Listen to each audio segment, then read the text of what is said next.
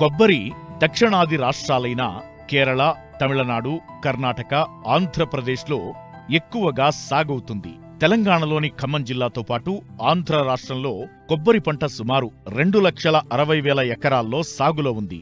విస్తీర్ణంలో సగానికి పైగా ఉభయ గోదావరి జిల్లాల్లో, మిగిలిన విస్తీర్ణం ఉత్తర కోస్తా, కృష్ణా, గుంటూరు, చిత్తూరు జిల్లాల్లో సాగవుతుంది. ఉత్పాదకతలో మన రాష్ట్రం ముందు ఉన్నా ఇంకా దిగుబడి పెంచడానికి చాలా అవకాశాలు ఉన్నాయి. ముఖ్యంగా శాస్త్రీయమైన ఆధునిక సేద్య పద్ధతులతో పాటు ఎరువుల యాజమాన్యం పాటిస్తే మంచి దిగుబడులను పొందవచ్చు. ముఖ్యంగా మొక్క వయసును బట్టి ఎరువులను అందించాలి. 1 నుండి 4 సంవత్సరాల వయసు చెట్లకు 1/2 kilo urea, 1 kilo single super phosphate, 1 kilo muriate of potash, 20 కిలోల పశువుల ఎరువును వెయ్యాలి. 5 సంవత్సరాల చెట్లకు 1 కిలో యూరియా, 2 కిలోల సింగిల్ సూపర్ ఫాస్ఫేట్, 2.5 కిలోల మ్యూరేట్ ఆఫ్ పొటాష్, 25 కిలోల పశువుల ఎరువు లేదా 2 కిలోల వేపపిండి వెయ్యాలి.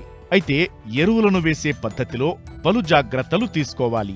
భూమిలో తగినంత తేమ ఉన్నప్పుడు ఎరువులను సక్రమమైన పద్ధతిలో చెట్టు చుట్టూ పళ్ళెంలో వేసినప్పుడే అవి నేలలోకి ఇంకి వేర్లు గ్రహించడానికి వీలు పడుతుంది.